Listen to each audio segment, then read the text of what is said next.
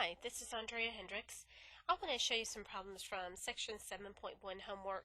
I've copied all of the problems from my math lab and put here. I'm not going to work every single one of these, especially all of the linear systems that should be a review. I'm going to work a few of those and then move to the more difficult problems that are new, that is, the nonlinear systems.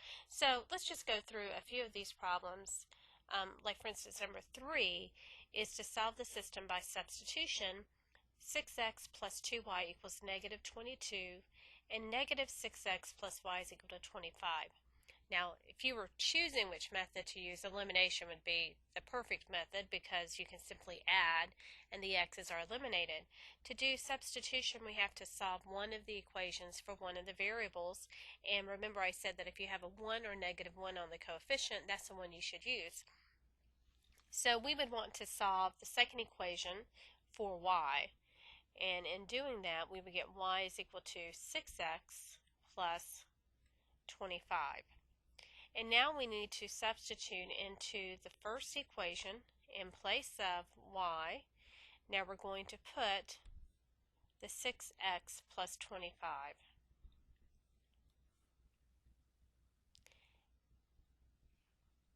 And that would be equal to negative 22. So I had 6x plus 2 times y, there's where I made my substitution, equals negative 22. So now we can distribute to get 6x plus 12x plus 50 is equal to negative 22. That combines to be 18x is equal to, if we subtract 50 from both sides, we would get a negative 72. Dividing through by 18 gives us x is equal to, what is that, negative 4. And now we need to solve for y. So to solve for y, we can go back to where we isolated the y or back to one of the original equations. It doesn't really matter. But we have y is equal to 6 times x, but now we're going to substitute negative 4 plus 25. So y is equal to negative 24 plus 25, so y would be equal to 1. So the solution would be a negative 4, 1. How can you check to know that's the correct answer? If we plug in negative 6 times negative 4 is positive 24, plus 1 is indeed 25. 6 times negative 4 is negative 24, plus 2 times 1 is 2, so negative 24 plus 2 is negative 22, so it checks. So the solution set is the ordered pair, negative 4, 1. Let's do one by elimination, number 6. Here we have the system 7x minus 3y is equal to 13, and 3x plus 7y equals 47. To eliminate those, we first have to choose which variable to eliminate, and it doesn't matter which one, and then we need to make opposites as coefficients of that variable. So let's say we want to eliminate the x. We need to choose a number that both 3 and 7 divide into. Do you know what that is? Yes, 21. We need a positive 21 and a negative 21. So let's say we make the first equation a positive 21. 21 divided by 7 leaves 3, so that tells us what we need to multiply by. Negative 21 divided by 3 is negative 7, so we distribute that to the second equation.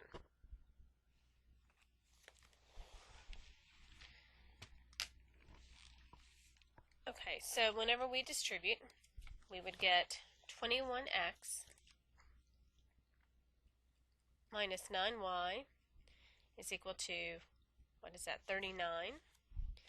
Then the second equation becomes negative 21x minus 49y is equal to, what is that, 7, negative 7 times 47 is negative 329. So we can add the two equations together. Our x's get eliminated. Negative 9 minus 49 is negative 58y. And 39 minus 329 is negative 290. And when we divide by negative 58, we get a positive 5.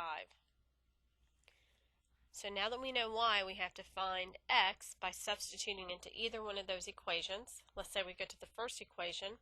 We have 7x minus 3 times y, but y is 5, is equal to 13. So 7x minus 15 is equal to 13. And then we can add 15 to both sides to get 7x equals 28.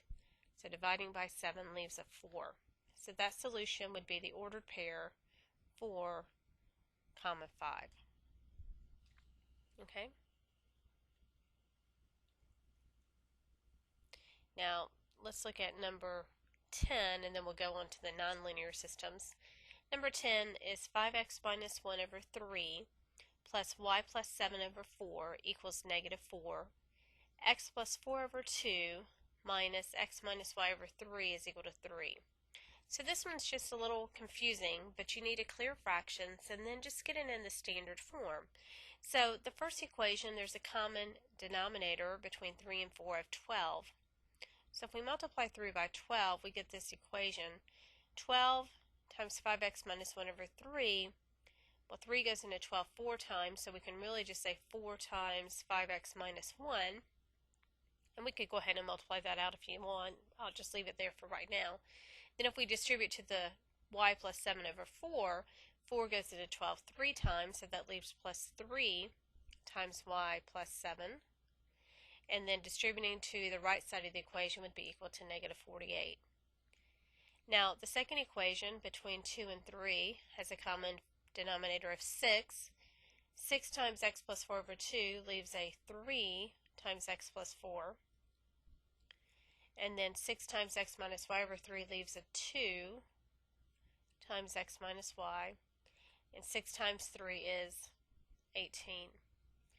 So we still have some cleaning up to do. The first equation is what? 20x minus 4 plus 3y plus 21 equals negative 48.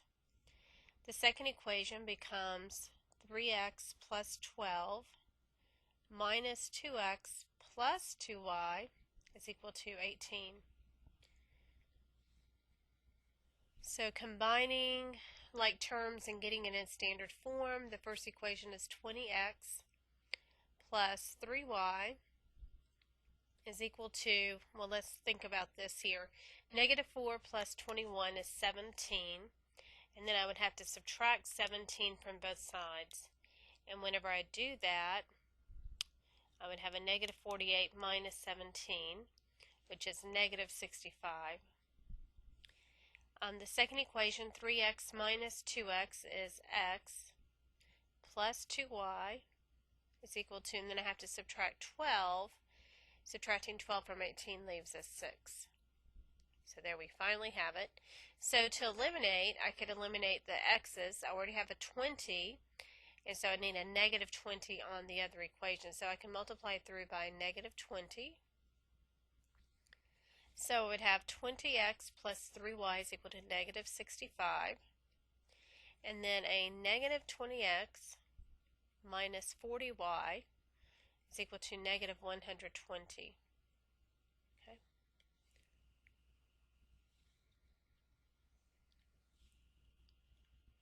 Now we can add the equations. So adding the x's are eliminated, and then 3 minus 40 is negative 37y. And what is this? Negative 185. And I hope that 185 is evenly divisible by 37, and it is. We would get y is equal to 5. Now, how in the world are you going to solve for x? Well, you can actually plug into one of the original equations, or if you want to plug into one of the equations we've cleared out fractions from, you could do that as well. Like, for instance, we know that the second equation really reduces down to x plus 2y equals 6. So we could say x plus 2 times 5 is equal to 6. So x plus 10 equals 6, or x is equal to negative 4. So you have the ordered pair negative 4, 5 for your solution set. Okay. Now let's turn our focus to the nonlinear systems that we need to solve analytically. In number 11, we have y is equal to negative x squared plus 4, and 3x plus y is equal to 0. So what I could do is substitute, already have y isolated, so I could substitute that into the second equation. And in doing that, I would have 3x plus, in place of y, I'm going to put negative x squared plus 4, and that should be equal to 0. So I substituted this quantity into the second equation. Now, clearing parentheses there, notice that this is equivalent to negative x squared plus 3x plus 4 is equal to 0. So to solve that, we can first clear that negative sign to make this x squared minus 3x minus 4 is equal to 0. So to solve for x, I'm going to have to factor by finding the factors of 4, whose difference is 3, which would be 4 and 1. We know they're different signs, larger one on the negative. So my two values of x are either 4 or negative 1. And so when I find the value of x, now I have to find the value of y for each of these points. So we know y is equal to the opposite of 4 squared plus 4. So that negative is taking into account after the squaring. So this is really the opposite of 16 plus 4, which would be negative 12. And then the other one would be y is equal to the opposite of negative 1 squared plus 4. Well, negative 1 squared is 1, but the opposite of that is negative 1 plus 4 would be 3. So my solutions for this system are 2. They are the order pairs 4, negative 12, and negative 1, 3. So notice how you'll have to put this into My Math Lab. It says to type your ordered pairs, use a comma to separate answers as needed. So make sure you use ordered pair notation and then separate those two ordered pairs with a comma.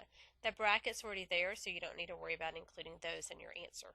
And you can certainly check to make sure that those would satisfy both equations. Now, number 12 is 4x squared plus 9y squared equals 36. And 3y plus 2x is equal to 6. So if we wanted to solve this problem, we would need to use substitution. And to use substitution is just going to be kind of ugly here, but we can do it. Let's say if we want to solve the second equation for which one? Okay, you want to solve it for y, so we would have 3y is equal to negative 2x plus 6. So y is equal to negative 2/3 x plus 2. Now understand this. If you're given the graph, you can actually look at the graph and know. Let's see, this is 1, 2, 3, 4, 5, 6, 7, 8. Yeah, so 1, 2, 3, 0 should be a solution. And 0, 2 should be a solution. If you don't want to go through and waste the time doing it algebraically, you could just read the graph and find the solutions right there. I'm going to show you this. It may get too tedious, but if it's not, I'll continue. So we have y is equal to negative 2/3 x plus 2. So I would need to then substitute this into the first equation in place of y.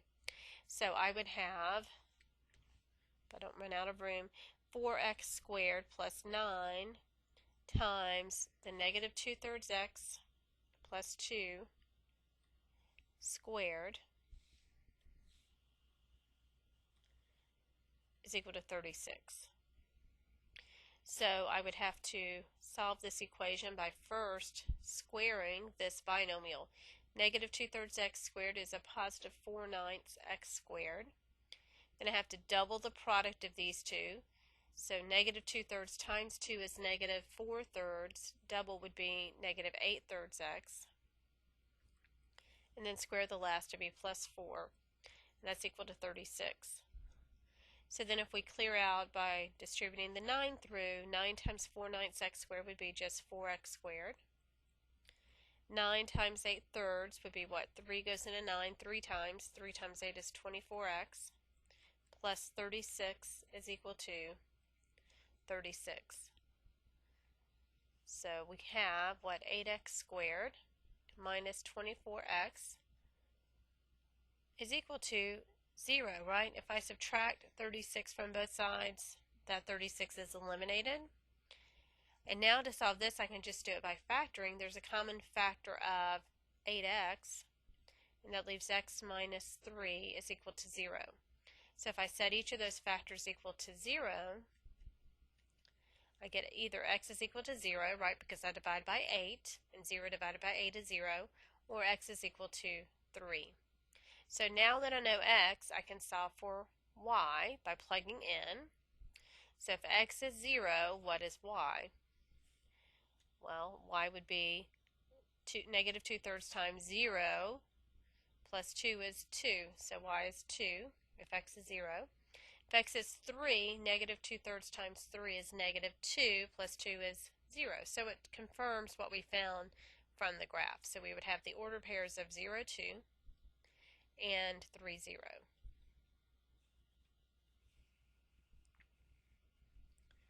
And let's just do, let's look at number 14, because number 13 is basically the same thing. You can read the graph to find the solutions. Number 14 is a little bit harder to do that with.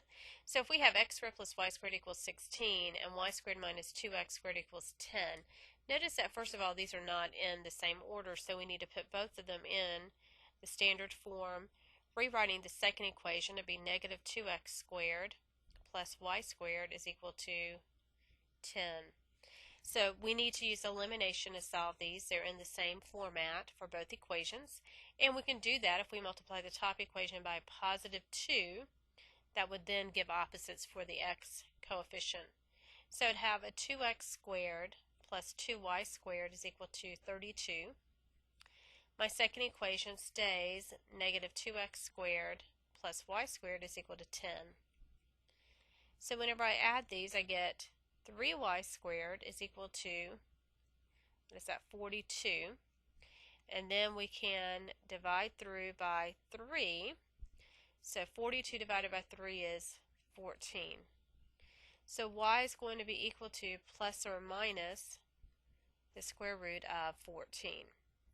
Well, I've got to see that as two separate answers so that I can get everything that I need. I would see that as y is equal to the square root of 14 and y is equal to negative square root of 14, because for each of these y values I need to find the corresponding values of x that satisfy it. So let's put it into the first equation. X squared plus y squared equals 16.